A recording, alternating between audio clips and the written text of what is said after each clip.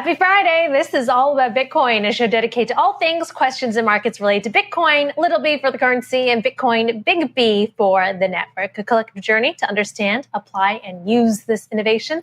All Bitcoin, all the time. I'm your host, Christine Lee. Taking a live look at Bitcoin right now, the CoinDesk Bitcoin price, XBX index, is at $31,976. Bitcoin slightly up, ending the week or ending the day about 1.7% in advance.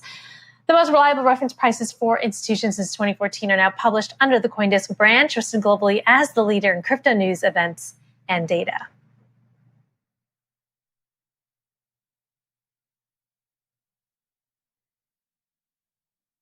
All right, the Tether, we've got a chart of the day. The Tether stablecoin money printer has gone quiet over the past few weeks, which coincides with Bitcoin's lackluster performance of late. This chart showing that as the market cap of Tether, or USDT, plateaued at the end of May, Bitcoin's price began falling from its all-time highs per Glassnode data. Aside from fueling the "is Tether pumping the price of Bitcoin" theories, analysts offer CoinDesk's Miao Shen three possible explanations for USDT's printing pause. First, China's crypto crackdown on Bitcoin mining, trading, and OTC merchants that facilitate on and off ramps into crypto may have chilled demand for Tether. Second, USDC, another dollar-pegged stablecoin powered by crypto firm Circle, is emerging as a strong competitor, challenging Tether's dominance in Asia. Finally, third, lingering problems with USDT's reputation within the crypto community may be an obstacle as questions surrounding what is backing its reserves continue to dog the crypto market's top stablecoin by market cap, which is pushing past $62 billion.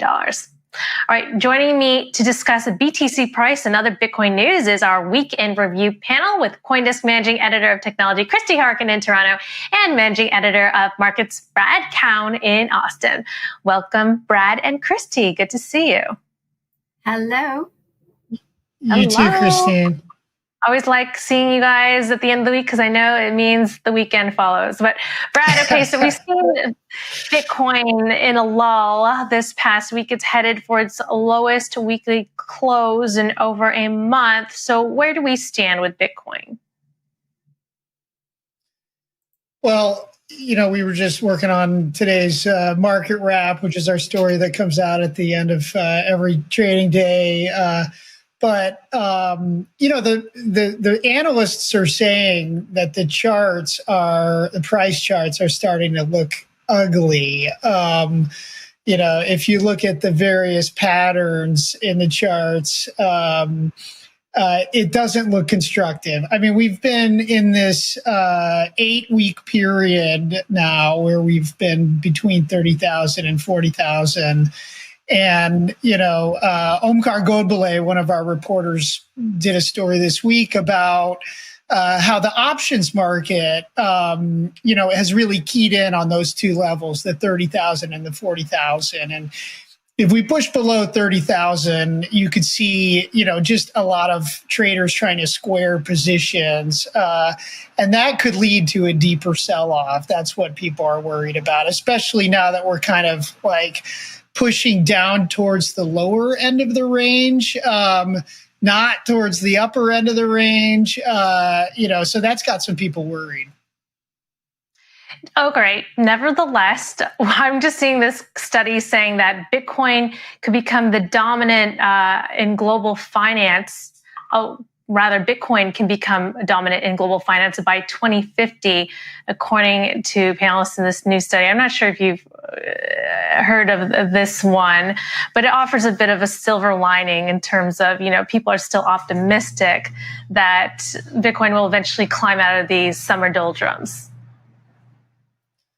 Oh, for sure. I mean, nobody's writing off Bitcoin. I mean, people just sort of accept the volatility in this market. And, as always, with everything, you have to take more risk to get more reward. And so that's what the volatility is the short-term risk. And people, there's a lot of people think Bitcoin is, prices are going to pop back up. But the question of sort of Bitcoin's penetration of the payments market or global financial services? I mean, that's probably more of an open question at this point, versus just kind Brad, of. I hear you. This week we also looked at the Google trends, and we saw that searches for Bitcoin price are at some of their lowest levels in a while, which is a sluggish market indicator, and we're also looking at inflation and how the impact of the markets. And the consumer price index rose more than expected this week, but Bitcoin went down. I wonder, is inflation priced in already? I mean, that's one possibility. The Federal Reserve was printing money all of last year and Bitcoin prices were soaring, so it could be that, now that we're actually seeing the inflation, Bitcoin already priced it a long time ago. But, I mean, also, Bitcoin is seen as a risky asset. So, it's just another manifestation of the topsy-turvy nature of global financial markets. Something good happens, stocks go down, and it's because people immediately jump to what is really going on, which is it means that the Federal Reserve is going to take some action. So, if Bitcoin is a risky stock, and generally speaking, if the Fed tightens monetary policy, risky assets will go down in price. That's kind of the instinct. And so people are just jumping ahead that, okay, well, if we're seeing inflation, it means the Fed's going to tighten sooner rather than later, and that might put some pressure on Bitcoin prices. I mean, these are all just theories, on what is going to happen. And, people sort of, after the fact, assigning, meaning to some price move that may be random. Great. Another news item that people were looking forward to this week was Paraguay. They'd been hinting about new legislation being brought forward by some congressmen and the opposition congressman there, but it ended up being a bit of a dud. It was nothing like in El Salvador, where they're adopting Bitcoin as legal tender. It had more to do with registering your crypto, registering crypto mining operations. So that was a little disappointing for some of the Bitcoin maximalists out there. And JP Morgan was also commenting the week before about the Bitcoinization in El Salvador. That will be a challenge because Bitcoin isn't useful really as a medium of exchange. They made that case, but a lot of people in the crypto community were saying that totally negates the Lightning Network. And Christy, that's where I think your expertise lays here. We're seeing a lot of developments in the Lightning community. Tell us a bit about that. Well, yeah, what's really great is that there has been a lot of talk about the Bitcoin Lightning Network lately.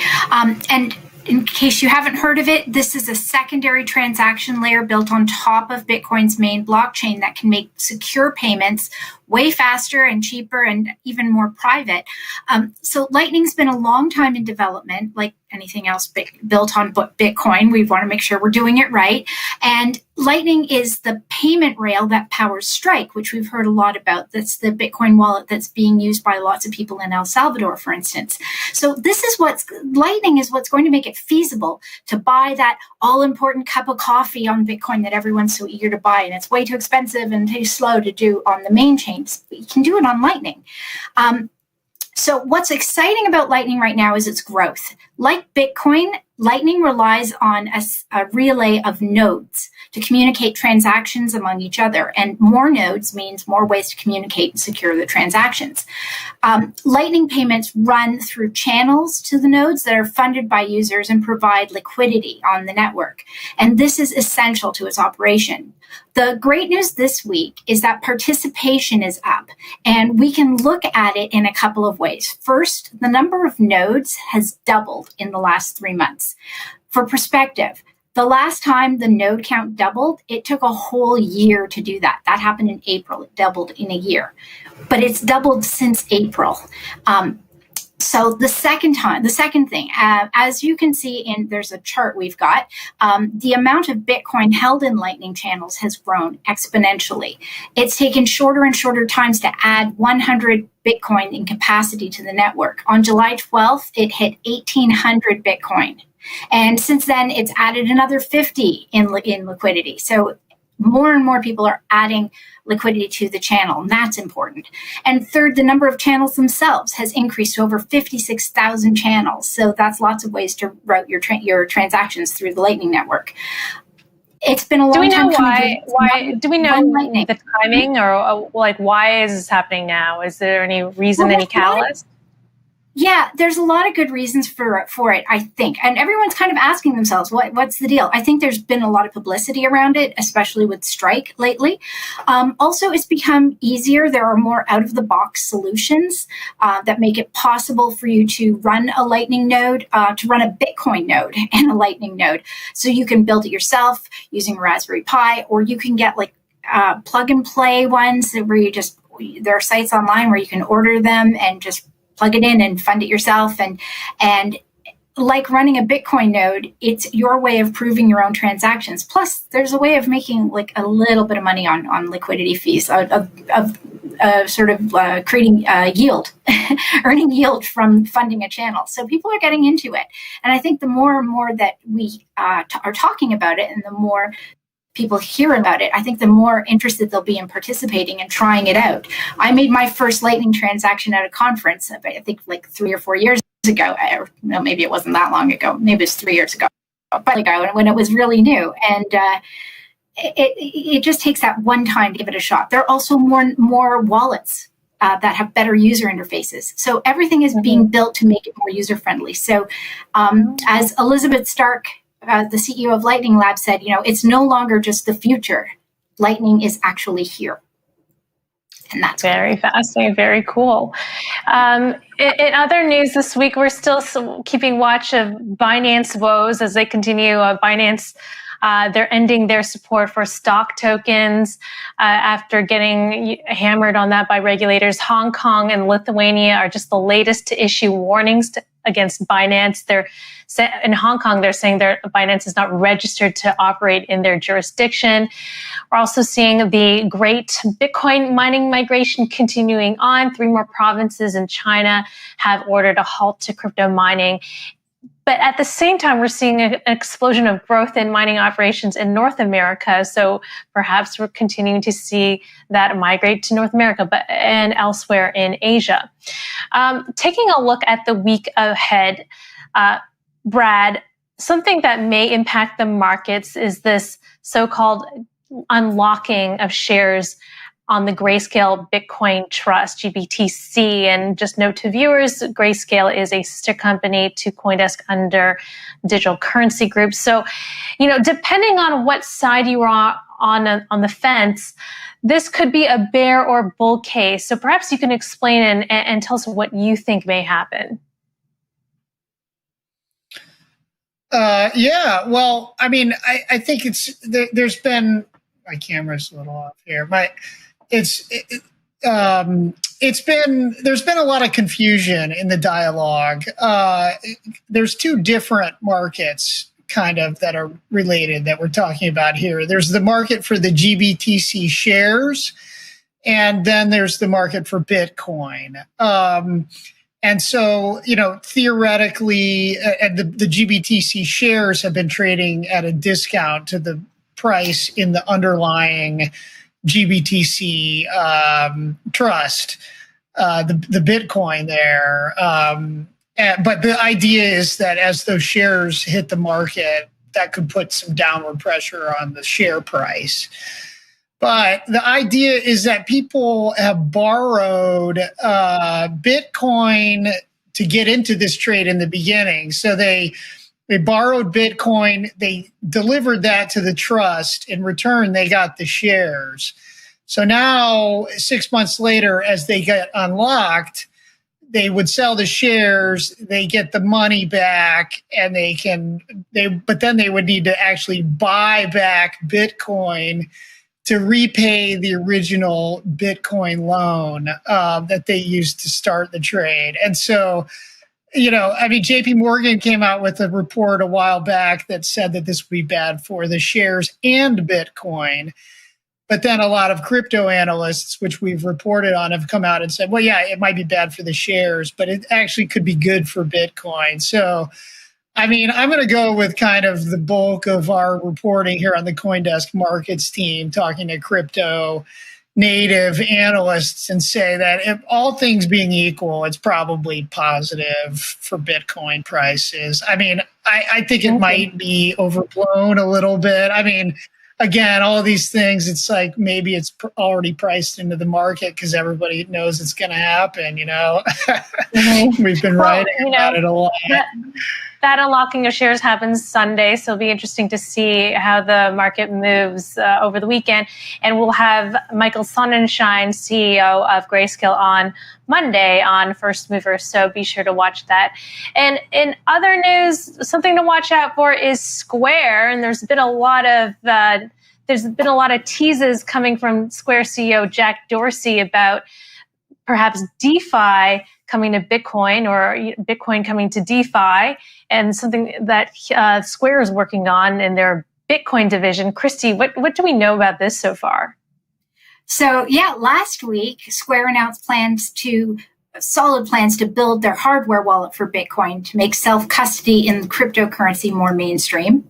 This week, Jack Dorsey announced they were going to create a new business focused on creating an open developer platform that will make it easier to provide non-custodial, decentralized financial services. So yes, DeFi on Bitcoin. It's basically an infrastructure play to make sure that there are ways of conducting business using Bitcoin and doing it on a platform that they are going to be providing. But here's the thing is that, as Jack says in his tweet, like the new Bitcoin hardware wallet, we're going to do this in a completely in the open roadmap, open development, open source, very Bitcoin. And this is not to be confused with the Square crypto division that they already have. That is run by Steve Lee, and they get funding from Square, but they're completely independent. They choose what they want to work on. And coincidentally, what they're working on is a Lightning platform. So even Square, they know where it is. So it's all about Lightning. So what I'm looking forward to is what's Jack going to come up with this week coming up? Because we've had 2 weeks in a row of some fun Square announcements. All right. Looking forward to that. Jack Dorsey is certainly proving himself to be quite the Bitcoin maxi. Okay. Well, thank you very much, Christy and Brad, for joining me this week, and have a lovely weekend. Thanks, Christine. See you next week. See you next week. That was our CoinDesk Week in Review panel with Managing Editor of Technology, Christy Harkin, and Managing Editor of Markets, Brad Cowan. That's it for All About Bitcoin. I'm here with Christine Lee. We'll do it all over again on Monday at 3 p.m. Also join me Monday morning at 9 a.m. in New York for First Mover, your first look at the day's global crypto news headlines. You're watching CoinDesk TV.